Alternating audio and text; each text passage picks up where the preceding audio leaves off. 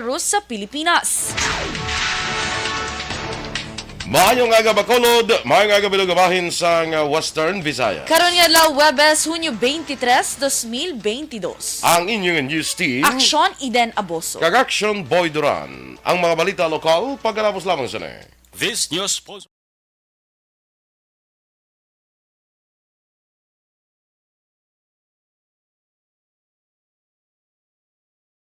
Ang beach, ang paborito nga katuan sa mga pamilya, kag magbarkada sa tion sang okasyon. Puno sing matahom nga mga litrato nga may background nga beach, ang aton mga social media. Yes, good morning na mga ka-aksyon and good morning Aksyon Eden. Good morning, Action Boy. Kag kumusta ang imong Nga ano? bugtaw? Of course, very beautiful because ang tiilanan sa katrik ko, kuan mo ng mirror. Aha, te. Siyempre, pabugta ko, kita ko dayon ang akong nga beautiful face. So, it's a beautiful morning. Yes, so kung namugali na kung magbangon kagali, espiyo dayon. Siyempre sino man may madayaw sa kagalingon mo kundi ikaw. Diba? Ulitan mo pa pala ang ibang nga tawo? Oo, hula to mo sila yung Mawasan ka pa yung yan. Sus. matuigan lang doon. Hindi na ako susubong yung mga pamulambol nga. Malan ka ba nga, kagwapa si mo, hindi, ikaw mo gani. Hindi na yun, serious Action Boy. Thank you. Hindi na pag gwapa si mo ba, small things. Hindi may kung na itong gwapa. Gwapa si mo no, ng buyag. Buyag! Gusto ba matuyawan ko lao? Budlay na. Kaya ba sa lula ko sa mga mabuyagan ko na nagbuyag si imo lawayan, imo pusod. Ay, na. Ano na mayo lang tani kung tinla ko pusod. Nadugangan pang libak sa imo. No, kalain Action Boy. May bagong lawayan, bala kung gamiton niya, kung ano, tudlo aw. Ay, lakalain di. Lakalain. Yak! Para direct. Ano to, sigbi? Para to direct. Ay, kalain. Good morning dandara sa aton mga nag-monitor sa Facebook. Please like, follow, and share kita sa aton FB Live. Correct. Okay? Dra kay Marvic Hegan Talavera, good morning sa imo. Dennis Richard Tibor Roma. Kag Evelyn Sinaon, ga-monitor lang sa Barangay Alihis, Bacolod City. Yes. Of course, si Ana Sinoro is here. Here sa Subong. Here for you. Here for you And at this moment. Charot lang. Kay Che Zamora, good morning. And pag-greet niya lang ko, no? Happy birthday sa iya umaga nga si RV Infante. yes. Happy birthday to you. RV Infante, happy birthday. Yes. Kag of course, happy birthday man sa pinaka Bataon. Bitaon, pinaka Tisuyon. Tisuyon, pinaka Baskugan. Mapagros. Mapagros gidya. Grabe ba? Happy birthday kay pare ko Felix Campaniel Jr. Happy birthday to my future daddy. Kaya bali, tita nene, adapt po niyo kung ano mo. I-adapt niya ka. Kaya iyan na lang actually, ang ginaulat. Iyan na lang. Approval. Okay. Happy birthday, Action Felix. Action Felix, pila ka na? 16. Ay, ba- 16. Ay, ba niya kung di mamangkot kaya tiway kita da? Tay pilak na. Mani yaya. Galing si Action Felix naguntat na sa counting sang Ano ganyan ba? Pag edad ay pila? mo 50 untat ka na isip. True. Because I believe that the age doesn't matter, so why count? Why count your okay. age? Tiyan mo na daw logic na da. No. Mag-edad ka 50, hindi ka na mag-isip. Kinambalan mo si Sir Felix, nga wala na siya ga-isip, so sobra na siya 50. 50. Logic. Taas mo sa logic mo. Stack to. Good. Lagi may isip ang bising edad mo. Happy birthday, Action Felix, ano? May apro sa Sabado ang kwan eh. Sa Sabado, hindi ka madula. ang inauguration. Hindi ka madula. Happy birthday to you.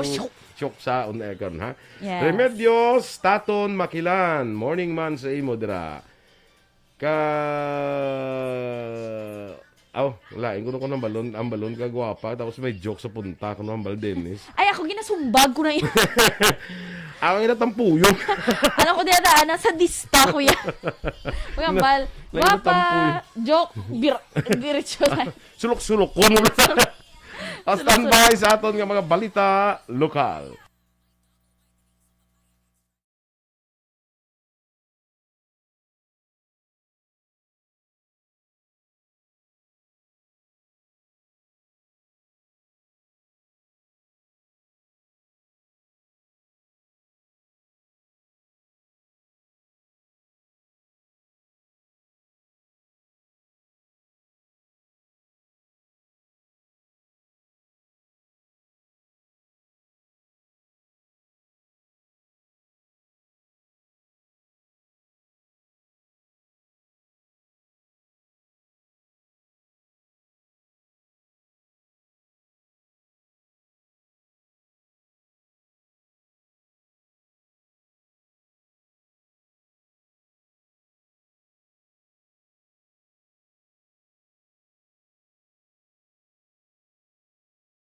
Technology.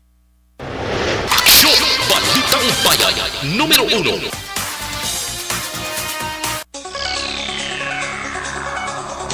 Aksyon Radio Philippines Standard Time, lasay 7. Sa detalye na sa mga balita lokal. Pilason ay sa kinaligar menor de edad nga rugby boy matapos ginluthang sa Gaisano City sa Barangay Singkang Airport, Siyudad sa Bacolod. Ginkilala ang biktima kay alias Tonton, residente sa Purok Neptune, Barangay Singkang Airport. Samtang ang suspect ginkilala naman kay Jared de la Cruz, menor de edad, residente naman sa Purok Saturn, Barangay Singkang Airport, Bacolod City, nga nakapalagyo man. Suno sa investigasyon sa Police Station 8, nga mayara paglinalisay sa tunga sang suspect kag biktima sa anggol pinalanga ginlutang sang suspect ang biktima gamit ang inaligar improvised pingan. Gilaw naman yung dalang biktima sa Corazon Locsin Montelibador Regional Hospital kag nagapatigaw naman sang hot pursuit operation ang kapulisan sa sining menor de edad nga nagpanglutang. Wala naman sang may na-monitor nga individual o kung grupo nga ginaaligar gun for hire sa probinsya sang Negros Occidental. Sunod kay NOCPO spokesperson Lieutenant Abigail Donasco, base sa intelligence monitoring sang NOCPO, apisar nga may mga kasong imbulbado ang mga drug personalities. Wala ini nagakahulugan nga may grupo nga nagapangluthang sa probinsya. Dugang pa ni Donasco, mayoriya man sa mga kaso sa probinsya imbulbado ang away, pinamilya o kung personal ang motibo. Kalabanan sa mga shooting incident sa probinsya nahatagan kasolbaran o kung may napasakaan sang kaso. Nagpasalag naman si Donasco nga bukas ang NOCPO sa makahatag impormasyon may angot sa mga tagluthang agud makapatigan sa investigasyon ang kapulisan. Makabulig naman pagi sa koordinasyon kag impormasyon ang Negros Occidental Police Provincial Office sa Bacolod City Police Office sa pagsolbar sa pila ka mga kaso nga nagluntad sang nakaligad nga semana. Sunod kay Police Lieutenant Abigail Donasco, spokesperson sang NOCPO, bukas ang NOCPO kung kinahanglan sang BCPO sang koordinasyon agud masulbar ang kaso sa pinatyanay sa Bacolod ilabi na kun ang ila investigasyon nagaangot sa mga suspetsado kun motibo nga sakop na sang probinsya. Dugang pa ni Donasco, gilayon man nga maghatag sang impormasyon ang NOCPO sa BCPO sa tiyon nga mamakuha nga report pagi sa intelligence monitoring. Ginklaro naman ni Donasco nga limitado lamang ang bulig nga mahatag nila sa BCPO, bangod nga hindi pwede nga salon sang ilang unit ang investigasyon sa isa ka kaso, apang sa baylo mahimo sila makahimo sang separado nga tikang. Sabay naman sang augmentation force, ginpahing ni Donasco nga ang desisyon sini magahalin sa Police Regional Office 6. We can coordinate with them, they can coordinate with us when it comes to the assistance. And of course, maagigin na siya Japon sa aton region, no? If ever additional man ilang kinahanglan sa DCPO. Ang gabahin sa pahayag ni Police Lieutenant Abigail Donasco. Sa iban pa nga balita lokal, ginpangunahan sa mga miyembro sa PDEA Negros Occidental Provincial Office ang rollout training sa Barangay Drug Clearing Program para sa 20 ka mga barangay sa Banuas ng Pontevedra. Sunod kay PDEA Negros Occidental Provincial Officer Jeeks Excropolo, aktibo ang gintambungan sang 20 ka mga pasyal ang Anti-Drug Abuse Councils gikan sa mga cleared barangay sang Buenavista, Gibong, Buenavista Rizal, Burgos, Cambaros, General Malvar, Gomez, MH del Pilar, Mabini, Pandan, Recreo, San Isidro, San Juan, Zamora kag sang mga uncleared barangays gikan sa Barangay Antipolo, Poblasyon, Can Roma, Don Salvador Benedicto kag Miranda. Sunod kay Escropolo, tuyo sa mga aktibidad nga mapalabot sa ila ang rules and provisions sa Barangay Drug Cleaning Program, drug-free workplace manual operations kag ang drug situations sa among nga banwa. Naaresto naman ang top 4 sa drugs watch list ng Talisay City PNP sa bypass operation sa Purok Alusiman, Barangay Zone 12A, Siyudad San Talisay, mga pasado las 8 ang takna sang nagligad nga gabi, Hunyo 21. Ang nadakpan gikilala kay Daryl Acol, 33 anyos, isa ka street level individual kag residente sa Hacienda Minuluan, Barangay Matabang, Siyudad San Talisay. Sunod kay Police Lieutenant Marion Vicente Benaflor, ang Chief ng Station Drugs Enforcement Team sa Talisay City PNP, 3 ka semana ginmonitor sa kapulisan si Acol antes natigaan ang bypass operation. Si Acol ang inatudlo nga ginakuhaan sa supplies ng droga sa iban nga nagkaladakpan sa Talisay City PNP. Nakuha kay Acol ang 5 ka sachet sing nasuspetsyon shabu nga nagabugat sang 2 ka gramos nga nagabilis ang masobra 13,000 pesos, 870 pesos ka kwarta isa ka magabay nga plastic container. Nagluntad naman ang isa ka engkwentro sa tungasang 79th Infantry Masaligan Battalion ka mga rebelde nga grupo nga katapos ang Communist New People's Army sa sitio Tinibyangan, Barangay Minapasok, Banwas ng Calatrava, las 6 kahapon sang aga Hunyo 22. Sunod kay 303rd Infantry Brigade Commander Brigadier General Inocencio Pasaporte, hindi magnubo sa napulo ka mga rebelde na kaengkwentro sa mga militar. Dugang pa ni Pasaporte, wala sang pilason sa tropa sa militar, apang may nakita nga dugo sa dalanon kang ginagyan sa mga rebelde ang ginpatigayon sa ginpatigayon nga hot pursuit operation. Naglawig sang 15 minutos ang pagbinayluhan ay isang lupok. Suno pa kay Pasaporte, luyag kung tani bawiyon sa mga rebelde ang kontrol sa sitio Tinibyangan, kag kaiping nga sityo, apang bangod sa kahangawas ng publiko, nagpadagat sila sa impormasyon sa mga militar. Ginkumpirmar ni Provincial Internal Affairs Service Provincial Director Police Lieutenant Colonel Joe Marie Oxenio nga yaran sa first stage ang kaso administratibo bato kay Police Master Sergeant Jeff Desukatan. Sunod kay Oxenio, matapos ang motu proprio investigation, isunod naman ang pre-charge investigation para kay Desukatan nga suspect sa paglutang sa isa ka sibilyan sa Hunyo 19 sa Dalan Rizal sa Barangay 26, Siyudad sang Bacolod. Dunga pa ni Oxenio, sa piyak na areglo na ni Desukatan ang criminal case kay Richard Jimenez, may salad doon pa ini sa kaso administratibo. Ginpahing ni Oxenio kung may substantial evidence kag probable cause sa kaso ni Desukatan, ipaidalo ini sa summary hearing nga magalawig sang isa kabulan. Pabor naman ang grupo sang manunudlo sa syudad sa Bacolod kag Negros Occidental angot sa ginaduso ni incoming Vice President kag Education Secretary Sara Duterte nga i-review ang K-12 curriculum. Sa interview sa Aksyon firing line, ginpahayag ni Richard de Langres ng Alliance of Concerned Teachers, maayo ini nga desisyon kung matabo kag isa man ang grupo sa madugay na nga nagapanawagan nga i-review ang K-12. Sunog kay Langre nga maayo kung tani ang tinutuyo sang K-12 tungod mahatagan sang lifelong learning ang kabataan apang wala ini natabo. Ginehemplo ni Hilangre ang ginaligar reklamo sa pila ka nasyon nga ginpadalaan sa mga overseas Filipino workers nga nakatapos sa K-12 nga nagpalayag nga ila paliwat ginahanas tungod tama karubo sa kalidad sang edukasyon. So, maayo man natuod Aksyon Arc kay ginapanawagan naman isang Alliance of Concerned Teachers. I think mga 2 years ago na gani mo, no? Or 3 years ago nga reviewon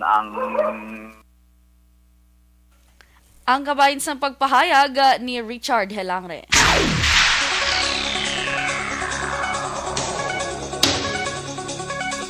Ginpasalamatan naman sa mga displaced workers sa Bacolod City Water District si Bacolod City Mayor-elect Albe Benitez matapos ginatubang sila kag ginpamatian na sang ilang sitwasyon kag problema.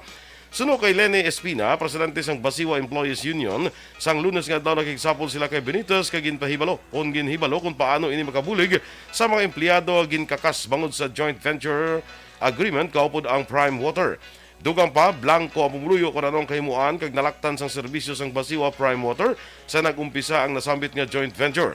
Naibaloan ang mga displaced workers ang nagatrabaho karon sa mga service providers. Nagasalig sa Espina nga mabuligan sila sang manungsulod nga administrasyon. Sa katapusan nga balita lokal, nagbaton sang pasidungog sa Hunyo 20 sa Lieutenant Colonel Ariel Pico, Force Commander sa Bacolod City Mobile Force Company, kag Corporal Wilfredo Victoriano sa medalya ng papuri para sa Mandinalagon nga pag-aresto kay Raylin Holifenia sa Araneta Street, Barangay Subag, Bacolod City sa Nobyembre 3, 2021 bangod sa krimen nga adultery. Gindayaman ni PRO6 Director Brigadier General Flynn Dongbong Police Operations sang Police Station 2 sa pagpanguna ni Police Captain Captain Paul Vincent Pendon sa bypass operation sa koordinasyon sa PNP Drug Enforcement Group kag Special Operations Unit nga nagresulta sa pagka-aresto kay Arnel Sithar, 40 anyos, nga nakuha ang 13 ka sachet sa shabu nga nagabalor sa masobra 400,000 ka pesos. Sunod kay Lieutenant Colonel Sherlock Gabana, PIO sang BCPO, nga padayon nga nagapahanumdom si City Director Colonel Thomas Joseph Martir sa mga kapulisan nga mag-obra sang maayo kag pasanyugon pa ang kampanya batok sa kriminalidad kag illegal nga droga. Ginakilala man sa City Director ang pagpangabudlay sa tanan nga operating units nga nagabulig para sa kalinong kag katawhayan sa syudad sang Bacolod.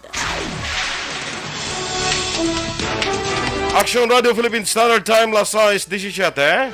Masobra 200 bilyones pesos nga estate tax ang pamilya Marcos sukton sa gihapon sang BIR. Samtang DOH nagtukod sang real-time polymerase chain reaction para ma-detect ang monkeypox virus sa Pilipinas. Ang detalye sa mga balita nasyonal sa pagbalik sang Aksyon, Balitang Bayan, Numero 1. Kag sa ato naman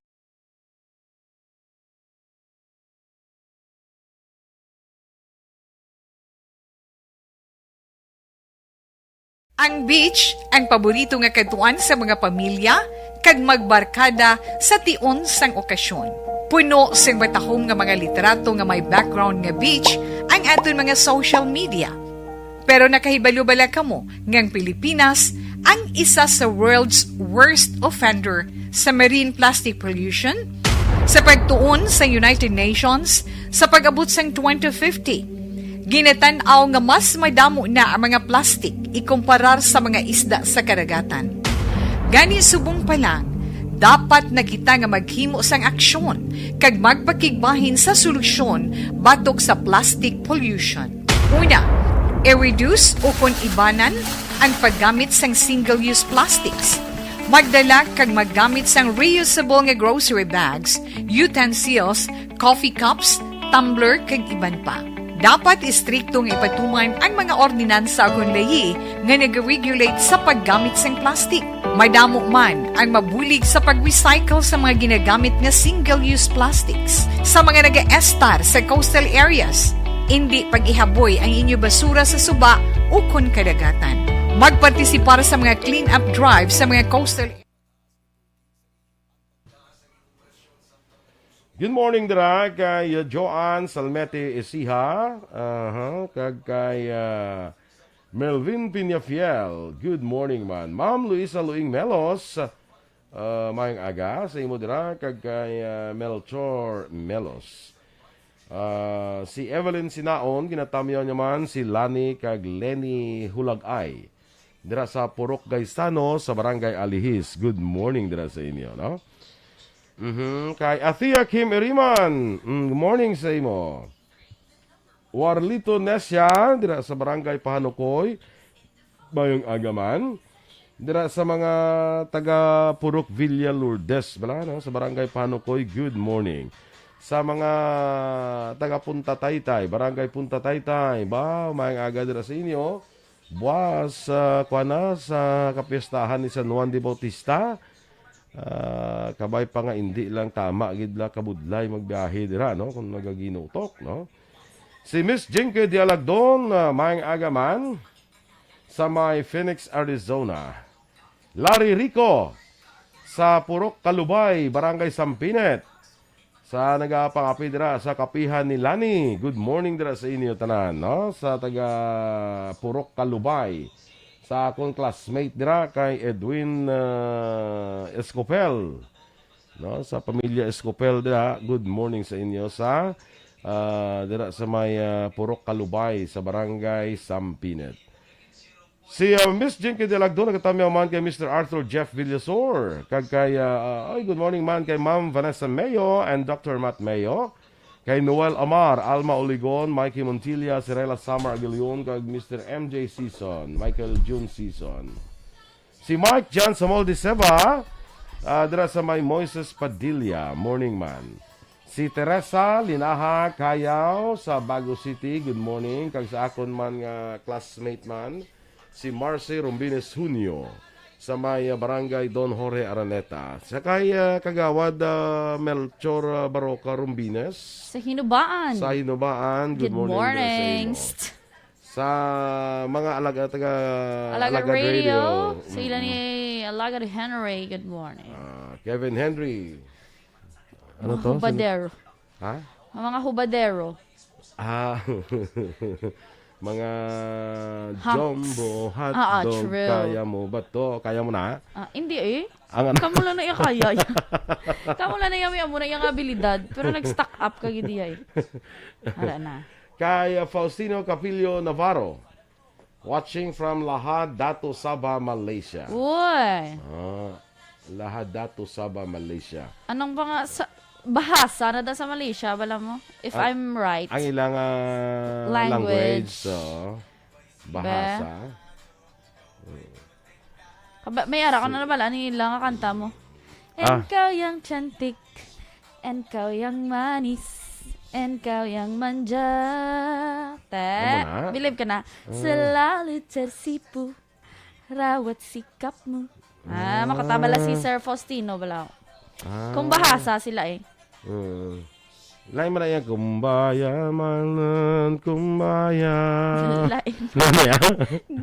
Puro na tong Kumbaya nandan. Ako na siya yan. Praise song na siya. praise song. Gagapon nga na ginakanta mo praise song, di ba? Anate, bahasa, gid eh. Bahasa. Na. Sigurado ko naintindihan to ni Sir Faustino. Comment bala, Sir dapat i-confirm mo sakto ako nga ginapanghambal para mabilib si Aksyon Boy. Sagad ba? Kaya para kung magpamali siya ako yadal. Correct. Dito tamagi sa Saba. Sa tawi-tawi tamagi. Ikaw yung manis. And kau yang manja. Namin wala kanta pa batik wala si mo. Selalu tersipu. Lolit di Alagdon, morning man. Kay Joe di Alagdon, dara sa may DSB. Si Kirina Villaflor, morning man dara sa imo. Nami ka masangalan nga Kirina. Oo. Mga Kirina, Karina. Mga Nandun ba ko so, naang daw namiya ako nga ngalan, gitani, sa babae, ano ganito man, lipat na ko. Namiya ko doon nalipat. namian, tapos nalipat? Ano naman? Doon nalipat na ko balaw. Na, May ara ko so, kung may bata ka nga babae, Action Boy, ano yung pangalan mo? Amo pa nang... Eden. Abi ko Eden. Eden dayon. Eden Thea. Yung mga ko na lain man, Eden Joy. Guro kung magdamo ka mo tani bahay nga bata, guro ni Mami Ams, guro Eden Thea, Eden Joy, Eden Marie, Eden May. Eden May, Eden Faith. Eden Faith, Eden Love, Eden Sweet. Masinong baganay na lang. Pero to, seryoso, Action Boy, kami bata ka nga babae, ano yung pangalan mo? Kuan guro ba? Basi Renata. Sharina. Abi ko Renata. Ano ang ngalan? Galing kami ara, nagaling subdivision na Sharina. Sharina. Galing kami subdivision na nga mo na. Labas mo salaan sa subdivision, blaw. Mas masalaan sa tayo lang tani kung tag-iya sa subdivision. Alayo mo salaan sa subdivision. Gamit.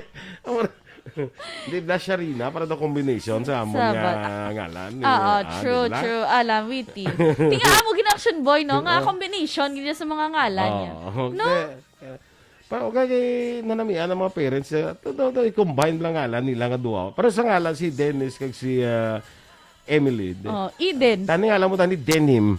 Ano pala? Doon largo. Para pagkadako-dako, guro, istoryahon mo gid si mama. Natungan siya nila ng Denim para combination ni Dennis kag Emily. Mama, doon nalipay kagiguro sa nakita. Kung nga doon wala mo gid na paminsara ng Mayo na lang na Action Boy, nga nag-identity Ano nga rin original? Dulce Corazon. Mayo na lang gid do. Kambalan ko nga doon. Pag-decide mo sa pangalan, doon napas mo kaniya.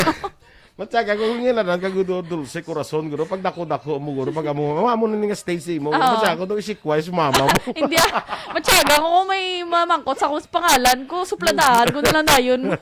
May ara ko sang defense mechanism. May nga ara so na nga doon duman ko nga kilala ko. Kung may Dulce so nga Bravo ang ngalan. Ang apelyido ay Bravo. Gingalanan sa Mailo ay Dulce. Dulce Bravo. Very sweet kaya pro beautiful to nga girl. Stand by na sa mga balita national.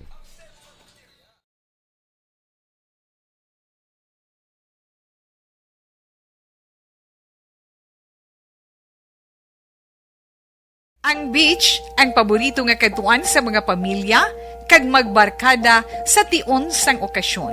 Puno sing matahom nga mga litrato nga may background nga beach ang aton mga social media. Pero nakahibalo bala kamo ngang Pilipinas ang isa sa world's worst offender sa marine plastic pollution?